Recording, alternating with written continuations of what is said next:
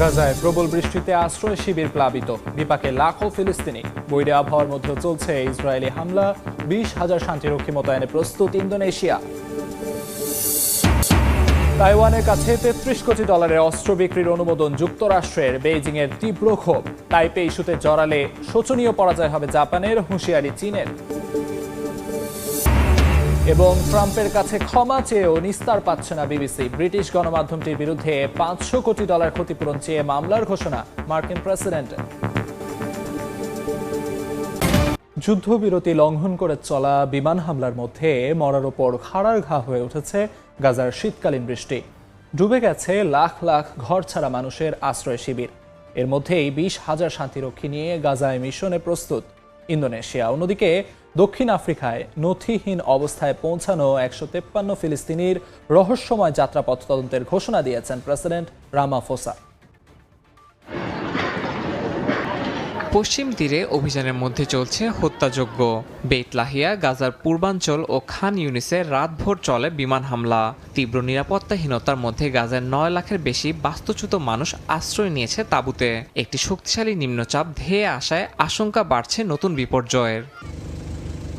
রাতভর বৃষ্টিতে সকালে তাঁবু খোলার পর দেখা গেছে ভেতরে হাঁটু সমান পানি, ভিজে গেছে শিশুদের কাপড় ও খাবার। গাজার সিভিল ডিফেন্স বলছে সরঞ্জামহীন অবস্থায় তারা শত শত সহায়তার আবেদন পাচ্ছে, কিন্তু সাড়া দেওয়ার মতো সক্ষমতা নেই। জাতিসংঘ বলছে 14 লাখ মানুষ জরুরি আশ্রয় সামগ্রী চাইলেও সংগ্রহ করা যাচ্ছে না প্রয়োজনীয় সরবরাহ। একই সময়ে অবকাঠামো ধ্বংস, চিকিৎসা সংকট ও নিরাপত্তাহীনতা মিলিয়ে দক্ষিণ গাজা দ্রুত অসুরক্ষিত মানবিক অঞ্চলে রূপ নিচ্ছে।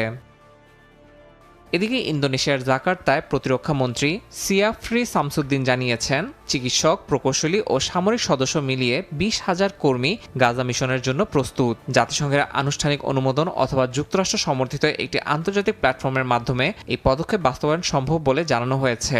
ইন্দোনেশিয়া মনে করছে একটি আন্তর্জাতিক স্টেবিলাইজেশন মিশন ছাড়া গাজার মানবিক পরিস্থিতি নিয়ন্ত্রণে আনা অসম্ভব। অন্যদিকে দক্ষিণ আফ্রিকার জোহানেসবার্গে এক বৈঠকের ফাঁকে প্রেসিডেন্ট সিরিল রামফোসা জানিয়েছেন, গাজা থেকে আসা 153 ফিলিস্তিনিকে ফেরত পাঠানো হবে না, যদিও তাদের কারো পাসপোর্টের ডিপার্চার স্ট্যাম্প নেই। সীমান্ত কর্তৃপক্ষ বলছে দলটিকে একটি সংস্থা টাকা নিয়ে যাত্রায় পাঠিয়েছে, পরে জটিলতা দেখা দিলে দায় অস্বীকার করেছে।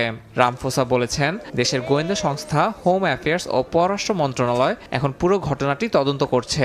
কিভাবে এই চার্টার্ড ফ্লাইট কেনিয়া হয়ে কোনো আন্তর্জাতিক ভিসা প্রক্রিয়া ছাড়া দক্ষিণ আফ্রিকায় পৌঁছালো তা নিয়েই চলছে জল্পনা কল্পনা। ইয়াসিন মোহাম্মদ জিসান, সময় সংবাদ। আন্তর্জাতিক সময় আরও থাকছে। জলবায়ু সম্মেলনে বিশ্ব নেতাদের অনুপস্থিতি, ক্ষতিপূরণের প্রতিশ্রুত অর্থ দিতে উন্নত দেশগুলোর কাছে দাবি তুলেছে বাংলাদেশ সহ উন্নয়নশীল দেশের প্রতিনিধিরা। ইউক্রেনের রাজধানী কিয়েভে রাশিয়ার ব্যাপক ড্রোন ও ক্ষেপণাস্ত্র হামলায় 6 জন নিহত হয়েছেন, আহত হয়েছেন অনেকেই। ইউক্রেনের প্রেসিডেন্ট ভলোদিমির জেলেনস্কি দাবি করেছেন, বেসামরিক নাগরিকদের লক্ষ্য করেই শুক্রবারের ভয়াবহ হামলার পরিকল্পনা করেছিল মস্কো।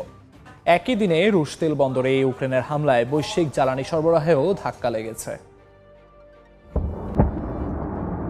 দেখে আতশবাজি মনে হলেও এটি আসলে ছিল ইউক্রেনের ওপর রাশিয়ার ভয়াবহ ড্রোন হামলা। রাতভর রাশিয়ার 430টি ড্রোন ও 18টি ক্ষেপণাস্ত্র হামলায় আগুন ধরে যায় কিয়েভের বহু আবাসিক ভবনে। ঘটে হতাহতের ঘটনা। ইউক্রেনীয় কর্তৃপক্ষ জানিয়েছে, কিয়েভের প্রায় প্রতিটি অঞ্চলেই বহুতল ভবন ক্ষতিগ্রস্ত হয়েছে। সামাজিক মাধ্যমে ইউক্রেনের প্রেসিডেন্ট ভলোদিমির জেলেনস্কি জানিয়েছেন, এই হামলার মূল লক্ষ্য ছিল কিয়েভের সর্বোচ্চ ক্ষতি সাধন করা। এছাড়া পরিকল্পিতভাবে এই হামলা বেসামরিক নাগরিকদের ওপরেই চালানো হয় বলে দাবি করেন তিনি। জাতিসংঘ মহাসচিব আন্তোনিও গুতেরেস রাশিয়ার এই হামলার তীব্র নিন্দা জানিয়েছেন। মুখপাত্র জানান, এসব হামলা আন্তর্জাতিক মানবাধিকার আইনের লঙ্ঘন এবং তাৎক্ষণিকভাবে বন্ধের আহ্বান জানিয়েছেন মহাসচিব। ইউক্রেনও বাড়িয়েছে পাল্টা আঘাত। রুশ প্রতিরক্ষা মন্ত্রণালয় জানিয়েছে, তারা 200-র বেশি ইউক্রেনীয় ড্রোন ভূপাতিত করেছে। এছাড়া মস্কোর গুরুত্বপূর্ণ নভরোসিয়েস্ক বন্দর শহরের তেল টার্মিনালে ইউক্রেনের ক্ষেপণাস্ত্র ও ড্রোন হামলা সাময়িকভাবে 22 লাখ ব্যারেল দৈনিক তেল রপ্তানি বন্ধ হয়ে গেছে, যা বৈশ্বিক সরবরাহের 2%। এতে আন্তর্জাতিক বাজারে তেলের দাম 2% পর্যন্ত বেড়ে যাওয়ার শঙ্কা করা হচ্ছে। মালিহা সুহুরওয়ার্দী, সময় সংবাদ। তাইওয়ানের কাছে $33 কোটি অস্ত্র বিক্রির অনুমোদন দিয়েছে মার্কিন প্রশাসন। চুক্তি অনুযায়ী সামরিক বিমানের যন্ত্রাংশ সরবরাহ করা হবে তাইপেকে। সমরাস্ত্র বিক্রির অনুমোদন দেয়ায় ট্রাম্প প্রশাসনকে ধন্যবাদ জানিয়েছে তাইওয়ান, তবে তীব্র ক্ষোভ জানিয়েছে চীন। এদিকে তাইওয়ানে চীনা হামলা হলে সামরিক প্রতিক্রিয়া দেখানোর বিষয়ে জাপানের প্রধানমন্ত্রীর মন্তব্যের পাল্টা সতর্কবার্তা দিয়েছে বেইজিং। চীন হুঁশিয়ারি উচ্চারণ করে বলেছে, তাইওয়ান ইস্যুতে সামরিকভাবে জড়ালে শোচনীয় পরাজয় হবে জাপানের। তাইওয়ানকে নিজেদের অংশ হিসেবে দাবি করে চীন। এ নিয়ে দ্বীপটির সঙ্গে বরাবরই দ্বন্দ্ব লেগে থাকে বেইজিংয়ের। নিয়মিত তাইওয়ানের চারপাশে মহড়া চালিয়ে চাপ সৃষ্টির কৌশল অবলম্বন করছে চীনা সেনাবাহিনী। এমন পরিস্থিতির সুযোগে প্রায়ই তাইওয়ান ইস্যুতে মন্তব্য করে পরিস্থিতি জটিল করতে দেখা গেছে যুক্তরাষ্ট্রকে। এরই ধারাবাহিকতায় এবার দ্বীপটির কাছে অস্ত্র বিক্রির ঘোষণা দিল মার্কিন প্রশাসন। বার্তা সংস্থা রয়টার্সের খবর, তাইওয়ানের কাছে $33 কোটি অস্ত্র বিক্রির অনুমোদন দিয়েছে ট্রাম্প প্রশাসন। যুক্তরাষ্ট্র জানায় F-16 C-130 সহ বিভিন্ন সামরিক বিমানের যন্ত্রাংশ সরবরাহ করা হবে তাইপেকে। এতে তাইওয়ানের বর্তমান ও ভবিষ্যৎ হুমকি মোকাবিলা, বিমানবহরের অপারেশনাল প্রস্তুতি ও প্রতিরক্ষা সক্ষমতা জোরদার হবে বলেও জানায় ট্রাম্প প্রশাসন। ডোনাল্ড ট্রাম্প প্রেসিডেন্ট হিসেবে দ্বিতীয়বার মার্কিন মসনদের দায়িত্ব নেয়ার পর এটিই তাইওয়ানের কাছে প্রথম অস্ত্র বিক্রির অনুমোদন। আগের মার্কিন সরকারের নিয়মিত অস্ত্র বিক্রির নীতি অব্যাহত রাখায় ট্রাম্প প্রশাসনকে ধন্যবাদ জানিয়েছে তাইওয়ান। দ্বীপটির প্রেসিডেন্ট কার্যালয় এক বিবৃতিতে বলছে, তাইওয়ান মার্কিন নিরাপত্তা অংশীদারিত্ব ইন্দো প্যাসিফিক শান্তি ও স্থিতিশীলতার ভিত্তি। অস্ত্র বিক্রির সিদ্ধান্ত 1 মাসের মধ্যে কার্যকর হবে। এদিকে তাইওয়ানকে মার্কিন অস্ত্র সরবরাহের খবরে তীব্র ক্ষোভ প্রকাশ করেছে চীন। দেশটির পররাষ্ট্র মন্ত্রণালয়ের মুখপাত্র লিন জিয়ান বলেন, তাইওয়ান ইস্যু চীনের মূল স্বার্থের কেন্দ্রবিন্দু এবং চীন যুক্তরাষ্ট্র সম্পর্কে প্রথম রেড লাইন। চীনের জাতীয় স্বার্থ রক্ষায় যে কোনো পদক্ষেপ নিতে বেইজিং পিছপা হবে না বলে সতর্ক করেন জিয়ান। তাইওয়ান ইস্যুতে জাপানের সঙ্গে উত্তেজনা দেখা দিয়েছে চীনের। সম্প্রতি প্রধানমন্ত্রী সানায়া তাকাইচি বলেন, তাইওয়ানে চীনা হামলা হলে তা টোকিওর জন্য হুমকি হতে পারে। এমন কিছু ঘটলে জাপানের তরফ থেকেও সামরিক প্রতিক্রিয়াও আসতে পারে। তার এমন মন্তব্যে ক্ষুব্ধ হয়ে চীনে নিযুক্ত জাপানের রাষ্ট্রদূতকে তলব করেছে বেইজিং। একই সঙ্গে টোকিওতে চীনা দূতাবাসের কর্মীদের বাইরে বের হওয়ার বিষয়ে সতর্ক করা হয়েছে। চীন হুঁশিয়ারি উচ্চারণ করে বলেছে, তাইওয়ান ইস্যুতে সামরিকভাবে জড়ালে শোচনীয় পরাজয় হবে জাপানের। নাদিম মারজান, সময় সংবাদ। আন্তর্জাতিক সময় আরও থাকছে। আর্জেন্টিনায় বাণিজ্যিক এলাকায় ভয়াবহ বিস্ফোরণ, আহত অন্তত 22, আগুন নেভাতে কাজ করছে দমকল বাহিনী। সুইডেনের স্টকহোমে বাস দুর্ঘটনায় নিহত 3, চালক আটক। ক্ষমা চাওয়ার পরও $500 কোটি পর্যন্ত ক্ষতিপূরণ চেয়ে বিবিসির বিরুদ্ধে মামলার ঘোষণা দিয়েছেন মার্কিন প্রেসিডেন্ট ডোনাল্ড ট্রাম্প। আগামী সপ্তাহের যে কোনো সময়ে মামলা করা হতে পারে বলে জানান তিনি। এমনকি বিষয়টি নিয়ে ব্রিটিশ প্রধানমন্ত্রী কিয়ার স্টারমারকে ফোন করার কথাও জানান মার্কিন প্রেসিডেন্ট। স্থানীয় সময় শুক্রবার এয়ারফোর্স ওয়ানে দেয়া সাক্ষাৎকারে বিবিসির বিরুদ্ধে আইনি ব্যবস্থা নেওয়ার কথা জানান যুক্তরাষ্ট্রের প্রেসিডেন্ট ডোনাল্ড ট্রাম্প। তার বক্তব্য, বিভ্রান্তিকরভাবে সম্পাদনার ঘটনায় বিবিসি একটি ফেক নিউজ চ্যানেল তা প্রমাণ হয়েছে বলে মন্তব্য করেন ট্রাম্প। বলেন, আগামী সপ্তাহে যে কোনো সময় $100 থেকে $500 কোটি পর্যন্ত ক্ষতিপূরণ চেয়ে মামলা করা হতে পারে বিবিসির বিরুদ্ধে। আমার মনে হয় এটা আমাকে করতেই হবে। তারা প্রতারণার বিষয়টি স্বীকারও করেছে, অর্থাৎ তারা চাইলে এটা নাও করতে পারত, কিন্তু করেছে। তারা আমার মুখ থেকে বের হওয়া শব্দই বদলে দিয়েছে। এ সময় ব্রিটিশ প্রধানমন্ত্রী কিয়ার স্টারমারের কাছে বিবিসি সংক্রান্ত বিষয়টি তুলে ধরতে চান বলে জানান ট্রাম্প। বলেন, স্টারমার বিবিসির স্বাধীনতাকে সমর্থন জানিয়েছেন, তবে তিনি সরাসরি ট্রাম্প বিরোধী অবস্থান নেননি। যুক্তরাজ্যের মানুষও এ ঘটনায় ক্ষুব্ধ বলে উল্লেখ করেন ট্রাম্প।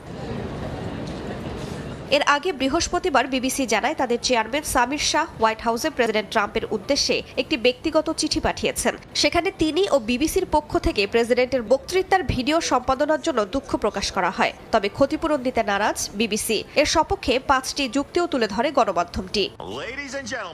গেল সোমবার ট্রাম্পের আইনজীবীরা বিবিসিকে একটি চিঠি পাঠান। সেখানে অভিযোগ করা হয় 2021 সালে যুক্তরাষ্ট্রের ক্যাপিটল হিলে দাঙ্গার আগে ট্রাম্পের দেয়া একটি বক্তৃতার সম্পাদিত ভিডিও প্রকাশ করে তারা প্রেসিডেন্টের মানহানি করেছে। একই সঙ্গে শুক্রবারের মধ্যে ক্ষমা চাওয়া ও ক্ষতিপূরণ দেওয়ার সময়সীমাও বেঁধে দেন তারা।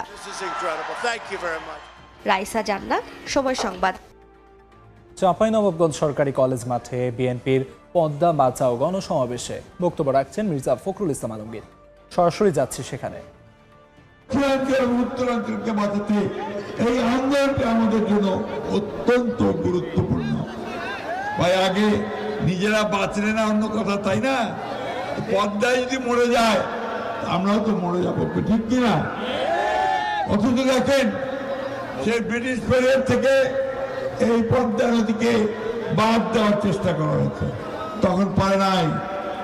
পাকিস্তান আমলে তারা এই ফারাক্কা বাঁধ চুপি চুপি নির্মাণ করে ফেলে, চুপি চুপি বানায়, তারপর বাংলাদেশ হওয়ার পরে তখন সেটাকে চালু করে।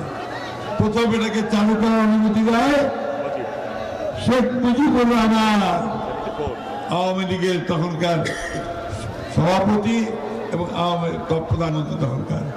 বন্ধুগণ, সেইটা পানিতে যখন কমে যায়, তারপরে এই অঞ্চলের মানুষের দুঃখ কষ্ট শুরু হয়।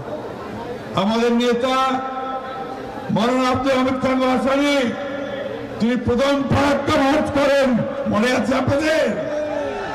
এই বছরের ছেলেরা জানে না, হারুনরা জানে, আমার সাধারণ ভাইরা জানা যে তিনি ৭৬ সালে ফারাক্কা মার্চ করেছিলেন, হাজার হাজার লক্ষ মানুষকে তিনি ফারাক্কার দিকে রওনা দিয়েছিলেন। তাই প্রেক্ষিতে এই দেশের স্বাধীনতার ঘোষক, এই দেশের বহুদলীয় গণতন্ত্রের প্রবক্তা এবং সমৃদ্ধ বাংলাদেশের উপকার শহীদ প্রেসিডেন্ট জিয়াউর রহমান ৭৭ সালে তিনি এই পদ্মা পানি হিস্সা নিয়ে ভারতের সঙ্গে একটা চুক্তি করেন, প্রথমবারের মতো গ্যারান্টি ক্লজ নিয়ে। দুঃখের কথা যে তারপরে আর কেউ চেষ্টা করে নাই, একমাত্র দেশনেত্রী বেগম খালেদা জিয়া জাতিসংঘে পদ্মা পানির ন্যায্য হিস্সার কথা তুলেছিলেন। আমার মনে থাকার কথা আমাদের হারুন ভাইদের। এই কিছুদিন আগে 2016 সালে না, 2016 সালে এই যে পতিত স্বৈরাচার ফ্যাসিস্ট হাসিনা একটা